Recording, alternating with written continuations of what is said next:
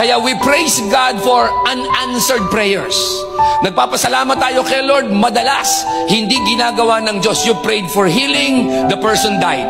You prayed for makapasa ka, bumagsak ka. You prayed and you claimed na ma-deal mo yung business, makuha mo yung dapat, hindi nangyari. Now this is the reason why many are disappointed to God. Ano po, bakit po siya disappointed? Kasi pag meron tayong gusto, hindi nangyari. Nag-pray ka, sana matuloy, hindi nangyari. Nag-hope ka kinabukasan, sana maibigay na sa akin, hindi nangyari. Then you are disappointed. And then sinisisi mo si Lord, biniblame mo siya. Ang dahilan, kasi kilala mo lang ang Diyos sa kaya niyang gawin. Pero pagkakilala mo talaga ang Diyos, dapat kilala mo rin ang Diyos sa hindi niya gagawin.